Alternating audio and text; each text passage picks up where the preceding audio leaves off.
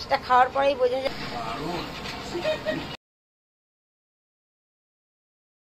নমস্কার বন্ধুরা, কেমন আছো তোমরা সবাই? আশা করি সবাই ভালো আছো। অনেক দিন পর বড় ভিডিও নিয়ে এলাম। তো আজ আমার এর আগে যারা ভিডিও দেখেছো তারা জানোই আমি কিভাবে মানে বিছনাসজ্জা হয়ে গেছিলাম। এত শরীর খারাপ ছিল আমার। তখন আমার বরমশাই মানসিক করেছিল যে ও যদি আবার তাড়াতাড়ি সুস্থ হয়ে যায়, উঠে হাঁটতে পারে, তাহলে আমরা গিয়ে দক্ষিণেশ্বরে গিয়ে মায়ের পুজো দিয়ে আসবো। তো তারপরে তো মায়ের দয়ায়, তোমাদের আশীর্বাদে ধীরে ধীরে ঠিক হয়ে গেছি। এখন মোটামুটি ভালোই আছি। তো আজ চলে গেলাম সোজা দক্ষিণেশ্বর মন্দিরে পুজো দিতে। তা এখানে তো চলে এসেছি। দক্ষিণেশ্বরে তো এত সুন্দর, এখন মেট্রোতে কুদঘাট থেকে উঠলেই একদম তোমার দক্ষিণেশ্বরের মন্দিরের নামা যায়, মানে ব্রিজটা পাড়া হলেই মন্দির, ওর পাশে গিয়েই। তা আমরা তো চলে গেলাম সোজা এসে এই উপরেই এখন দোকান হয়েছে, ওখান থেকে ফুল, মালা, মিষ্টি, সন্দেশ যা যা কেনার কিনে নিয়ে সোজা গঙ্গার ঘাটে চলে এসেছি। আর বড়মশাই স্নান করবে, আর আমি বাড়ির থেকে স্নান করে গেছি, ছেলেও বাড়ির থেকে স্নান করে গেছে।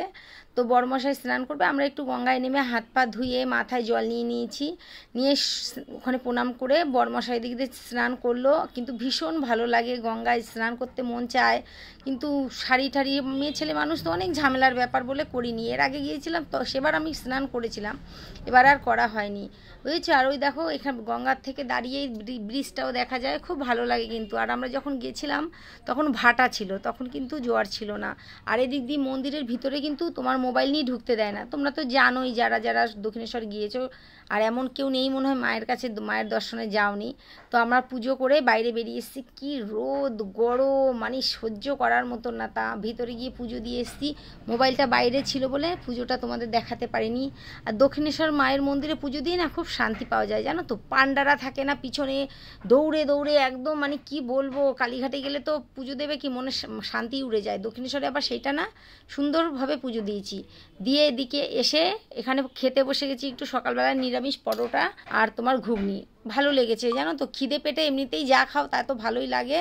আর একটু আমাদের তখন 10টা বাজে, বাড়িতে যেহেতু 8:30টার মধ্যে আমাদের টিফিন হয়ে যায়।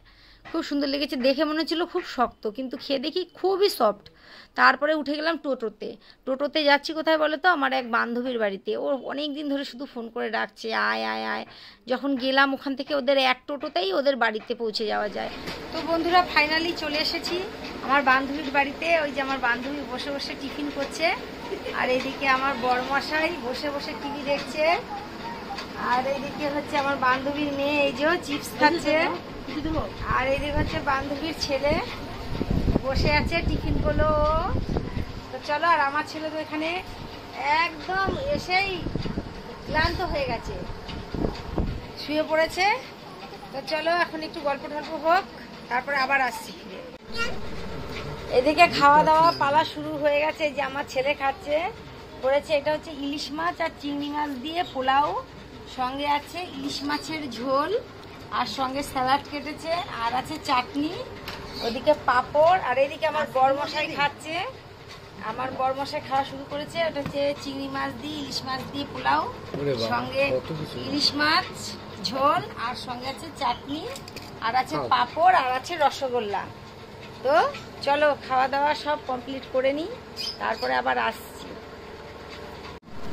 আর সঙ্গে আছে তোমার এটা হচ্ছে দুধে ভিজানো মিষ্টি। এখানে নাকি খুব এই মিষ্টিটা নাম করা মিষ্টি, সেটা খাওয়ার পরেই বোঝা যাবে।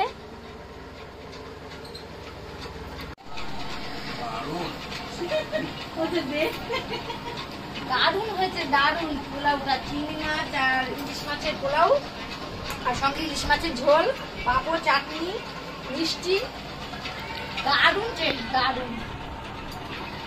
বন্ধুরা খাওয়া দাওয়া তো কমপ্লিট হয়ে গেছে, এখন লাস্ট মানে ও এত খাইয়েছে, এখন আর পেটের জায়গা নেই, তাও জোর করে খেতেই হবে আইসক্রিম।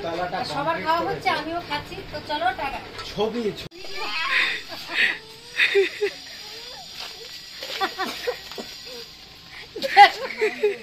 মারে মা।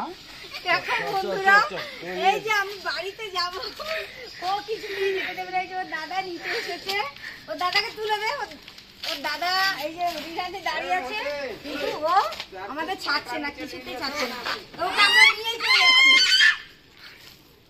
ওকে নিয়ে চলে যাচ্ছি। ঠিক আছে, তাহলে বন্ধুরা ভিডিওটা আমি এখানেই শেষ করছি। ভিডিওটা যদি ভালো লাগে চ্যানেলকে সবাই সাবস্ক্রাইব করো, লাইক করো, কমেন্ট করো। সবাই ভালো থেকে সুস্থ থেকো। টাটা। ওকে নিচ্ছি তো। চলো টাটা।